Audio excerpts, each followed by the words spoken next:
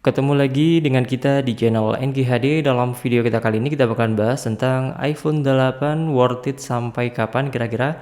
Ya, iPhone 8 adalah seri iPhone keluaran tahun 2017. 1 tahun sebelum rilisnya iPhone XR, iPhone 8 ini dirilis berbarengan dengan seri kakaknya yaitu adalah iPhone 8 Plus dan juga iPhone X yang memperingati 10 tahun rilisnya iPhone. Dan iPhone 8 ini bisa dibilang versi murahnya iPhone X. Dan ukurannya kalau kita cek boxnya kayak gini ya. Jadi ada serat kayak gini yang menandakan bahwasanya iPhone 8 sudah menggunakan material kaca pada bagian belakangnya. Yang tentunya kalau sudah ada material kaca di bagian belakangnya, berbeda dengan iPhone 7 ataupun iPhone 7 Plus, tentunya iPhone 8 ini sudah mendukung fitur wireless charging. Dan untuk kapasitas di iPhone 8 ini yang paling rendah adalah kapasitas 64GB, kemudian 128 ataupun 256GB. Pada saat awal perilisannya hanya dua kapasitas saja ya, yaitu 64GB dan 256GB.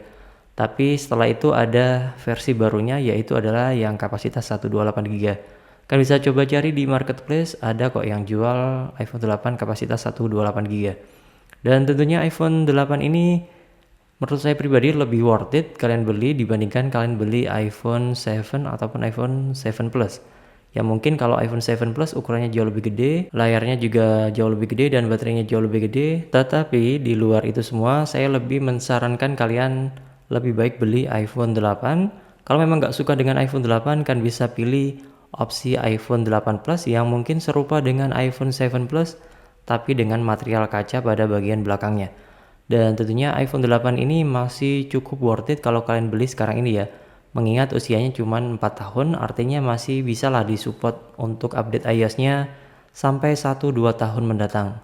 Dan tentunya memang masih pakai Touch ID seperti ini ya, kekurangan iPhone 8 dimana agak terlihat jadul. Cuman untuk desainnya ini tetap masih dipakai di seri iPhone SE 2020 yang mana mengusung prosesor Apple A13 Bionic seperti halnya iPhone 11 series.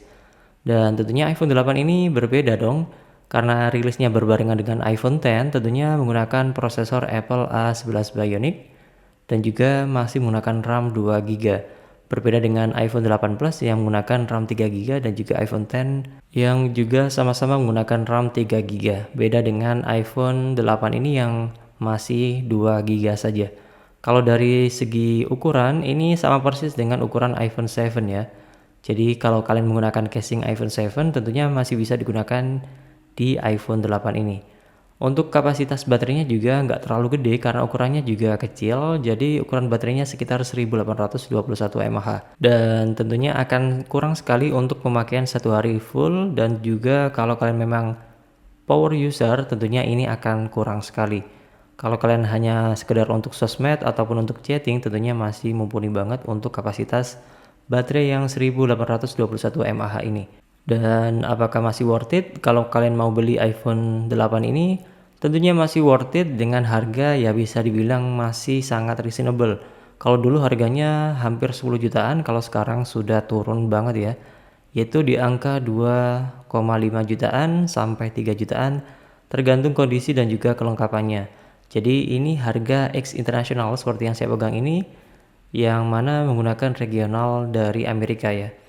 Dan kalau kalian cek untuk iPhone 8 ini dirilis sekitar bulan September tahun 2017. Tidak lupa juga untuk prosesornya seperti yang saya bilang tadi yaitu adalah Apple A11 Bionic.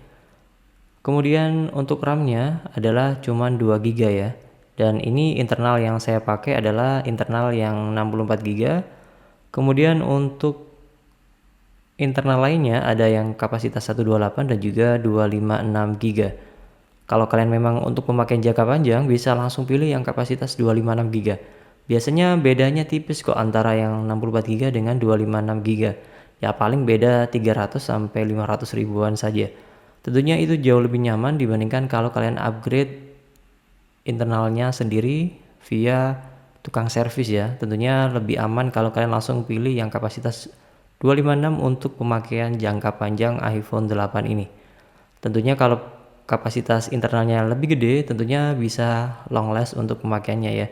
Tentunya kalian perlu ketahui bahwasanya makin lama ukuran dari update iOS juga makin gede. Jadi jauh lebih lega, kalian menyimpan data juga bisa lebih banyak.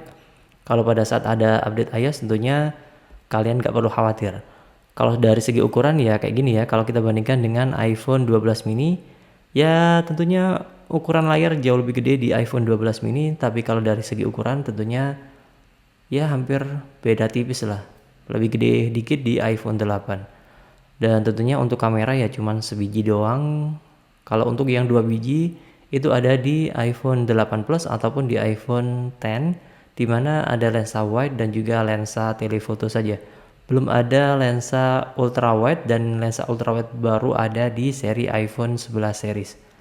Jadi kalau kalian memang kebutuhannya hanya sekedar untuk coba-coba iPhone 8 ini cukup worth it kalau kalian mau beli dan mau kalian coba misalkan pakai iOS 15 dan lain sebagainya. iPhone 8 ini cukup murah di harga 2,5 sampai 3 jutaan. Dan itu adalah X internasional dan second ya tentunya. Kalau untuk unit baru sekarang ini agak susah untuk mendapatkan iPhone 8. Dan tentunya kalau kalian hanya anak sosmed ataupun chatting sana sini atau untuk jualan, iPhone 8 ini masih mumpuni banget ya. Kameranya juga masih jernih dan masih bagus. Oke, sekilas pembahasan kita kali ini tentang iPhone 8 yang masih cukup worth it buat kalian pakai dan tentunya masih nyaman banget kalau kalian mau gunakan. Cuman untuk baterainya ya memang kecil, 1821 mAh. Tentunya untuk pemakaian berat bisa ngecas 1 sampai 2 kali dalam satu hari atau lebih ya kalau memang baterai health-nya sudah turun. Oke, terima kasih, semoga bermanfaat. Jangan lupa like, subscribe, dan share, dan jangan lupa tinggalkan komentar kalau kalian ada pertanyaan seputar video ini. Dan sampai jumpa di next video di channel NGHD.